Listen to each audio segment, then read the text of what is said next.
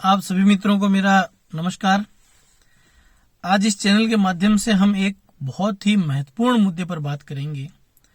जैसा कि आप सब जानते हैं, हाल ही में श्रीमती जया जेटली की अध्यक्षता में जो सरकार ने टास्क फोर्स बनाई थी, उस टास्क फोर्स ने लड़कियों की कई प्रकार की स्थितियों की विवेचना की, रिसर्च किए, अनुसंधान किए और उसके बाद में अपनी रिपोर्ट नीति आयोग को दे दी, National Institution for Transforming India को दे दी कि हमारे देश में लड़कियों की जो विवाह की उम्र है उसको 18 साल से बढ़ाकर 21 साल कर दिया जाए।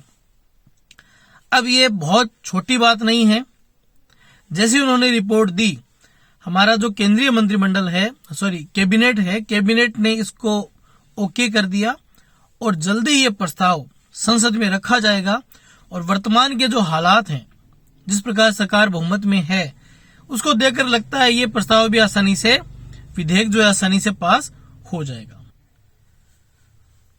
इस घटना के बाद हमारे देश में एक बहस शुरू हो गई है कि निर्णय सही है, गलत है, क्या है, क्योंकि हमारे देश में विवाह जो है वो एक संस्था है।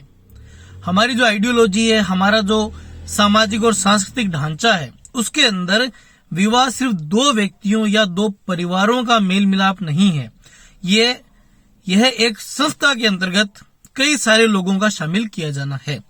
इसीलिए हमारे देश के ढांचे पर यह एक बड़ा बदलाव ला सकता है।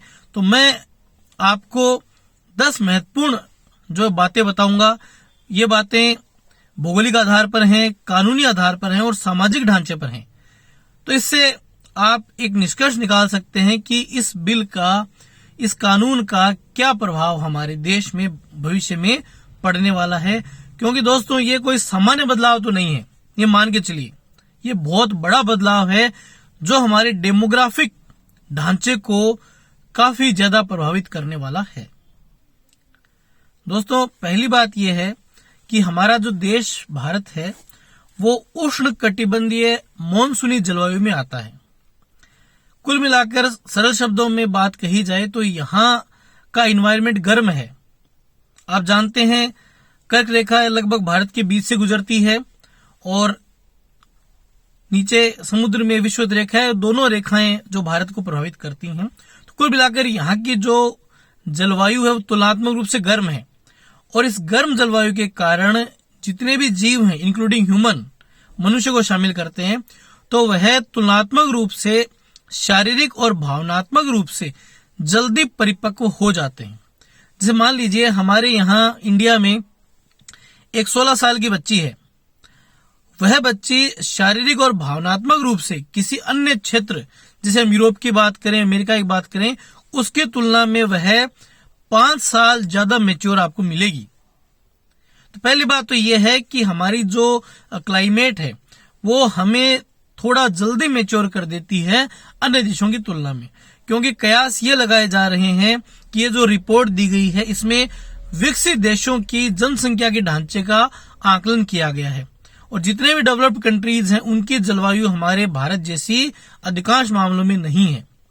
तो पहला मुद्दा मित्रों ये है कि हमारी जो क्लाइमेट है वो किसी भी मनुष्य को अन्य लोगों की तुलना में, अन्य देशों की तुलना में, अन्य क्षेत्रों की तुलना में, अन्य कंटिनेंट्स की तुलना में जल्दी मैच्योर कर देती है।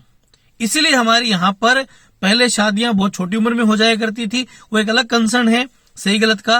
लेकिन अब जो 18 साल की उम्र है वो बहुत उचित कही जा सकती है। तो पहला मुद्दा तो इन्वायरमेंट और क्लाइमेट को लेकर यह है जिसे ध्यान रखा जाना जरूरी है।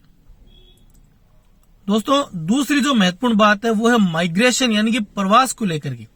हमारे यहाँ जो लड़कियां हैं वो भारत का सबसे बड़ा प्रवासी वर्ग हैं। जी हाँ, महिलाएं भारत में सबसे ज्यादा प्रवास करती हैं और उसका माध्यम शादी होता है। और हमारे चूंकि ग्रामीण जीवन शहरी जीवन से बहुत बड़ा है, वहां जब एक लड़की 18 साल की उम्र में या उसके आसपास शादी करके अपने ससुराल जाती है तो वह न सिर्फ खेती किसानी में हाथ बटाती है, बल्कि उस परिवार का रोजगार का जो भी साधन है, कोई कसीदाकारी करता है, कोई जूतियां बनाता है, कोई और काम करता है, कोई कपास निकालता है, मतलब बहुत सारे काम हैं, तो वहां जाकर न एक श्रम शक्ति बढ़ती है बल्कि जीवन में स्थायित्व भी बढ़ता है। तो 3 साल का ये जो गैप बढ़ जाएगा, यह इस प्रवास को प्रभावित जरूर करेगा, ये मान के चलिए। तो इस बदलाव से हमारे विशेष ग्रामीण जीवन की सामाजिक, सांस्कृतिक और आर्थिक ढांचे पर प्रभाव पड़ना तय है, ये मानकर चलिए। तो दूसरा जो बड़ा फैक्ट है वो ध्यान में रखा जाना बिल्कुल जरूरी है। दोस्तों, तीसरा जो मुद्दा है वो ये है कि किसी भी जीव की उम्र में कुछ चीजें पैरामीटर के रूप में मानी जाती हैं। तो हमारे यहाँ जो शारीरिक जरूरतें हैं, हालांकि उनको हमारे समाज और सांस्कृतिक रूप से उनको गौण कर दिया जाता है, लेकिन एक बड़ा फैक्टर होता है। जैसा कि मैंने पहले बिंदु में बताया कि हम लोग फिजिकली जल्दी मैच्योर हो जाते हैं, इमोशनली जल्दी मैच्योर हो जाते हैं। ऐसे में एडजस्टमेंट शादी विवाह के दौरान हो जाता है। और हमारे सांस्कृतिक ढांचे की बात करें तो आप जानते होंगे, हमारे यहाँ सगाई, रोका जैसी अनेक सारी प्रथाएं हैं जो विवाह से पहले अस्तित्व में आती हैं। अब आपने अगर यहाँ उम्र बढ़ा दी तो निश्चित तौर पर जो अपराध हैं वो बढ़ेंगे, चाहे वो किसी भी रूप में बढ़े, अपराध का बढ़ना तय है। इसके अलावा एक बड़ा बदलाव जो होगा, हमारी आबादी अभी बहुत मामलों में युवा है।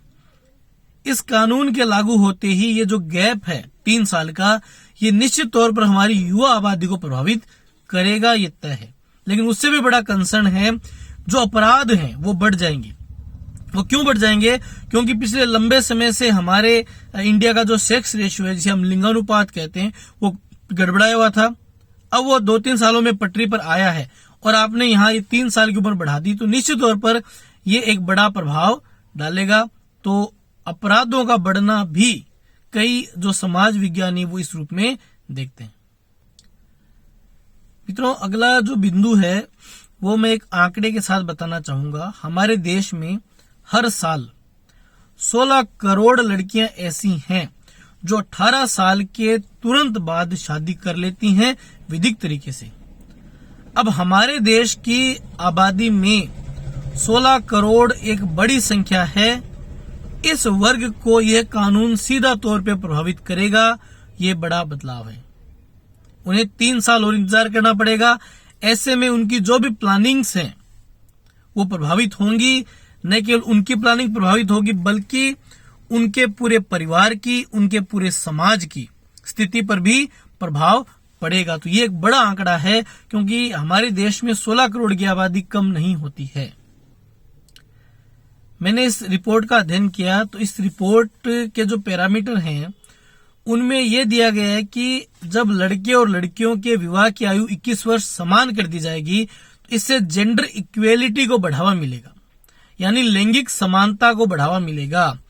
लेकिन मुझे एक बात समझ में नहीं आ रही है, कैसे बढ़ावा मिलेगा?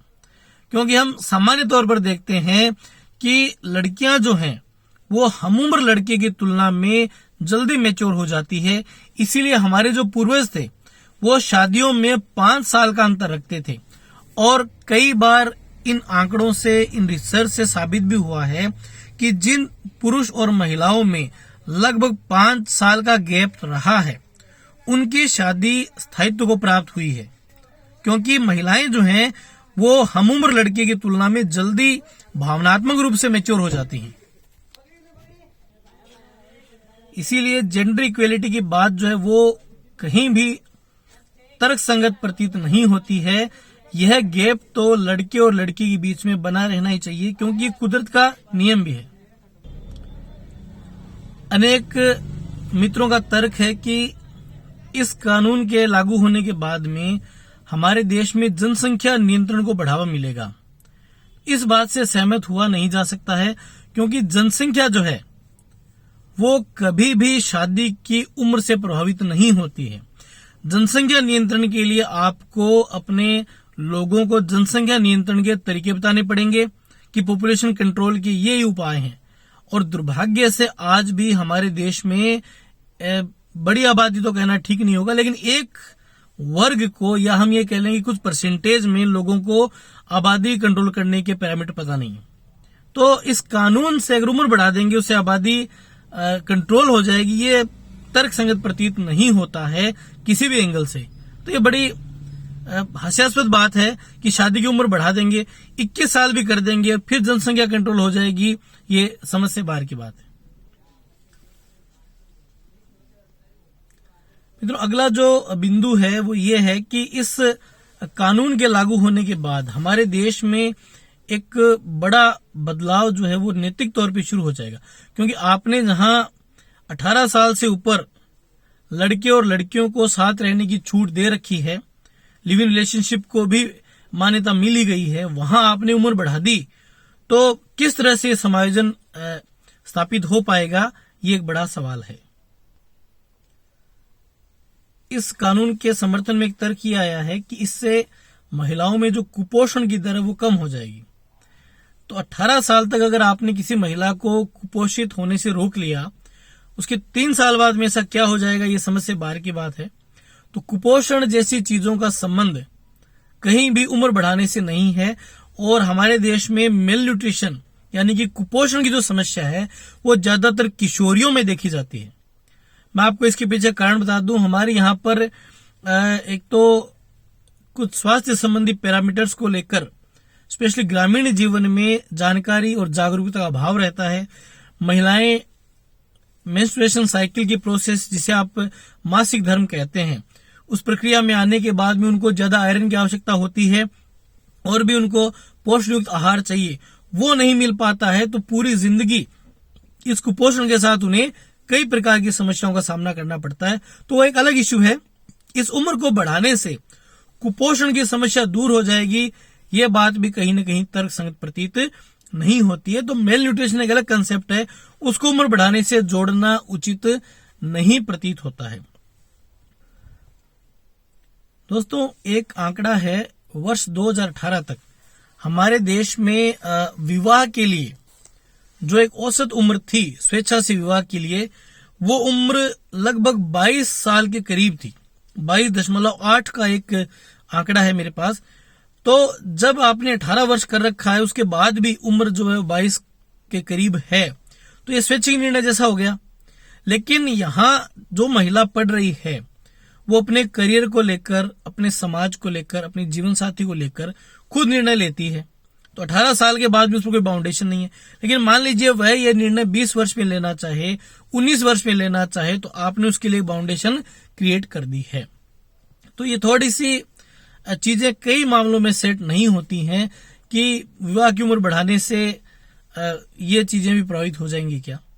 इसके अलावा एक बिंदु मैं चर्चा करना चाहूंगा कि आज लगभग 1995 के बाद से हमारे देश में महिला साक्षरता का औसत भी बढ़ रहा है। और सिर्फ महिला साक्षरता का ही नहीं, जो वर्क पार्टिसिपेशन रेशियो है, जिसे हम कार्य सहभागिता दर कहते हैं, वह भी बढ़ रहा है। यानी आज महिलाएं जो हैं वो इकोनॉमी से जुड़ रही हैं। तो ऐसे में वो खुद डिपेंडेंट होकर, सेल्फ डिपेंड होकर पूरे परिवार की जिम्मेदारी ले रही हैं। वैसे भी महिलाओं को होम मैनेजर तो कहा ही जाता है, उसके अलावा भी इकोनॉमी के 5 एस्पेक्ट्स में महिलाओं की भूमिका बढ़ रही है। तो ऐसे में आपने उन पर कोई एज का बाउंडेशन लगा दिया तो थोड़ी सी अजीब बात लगेगी।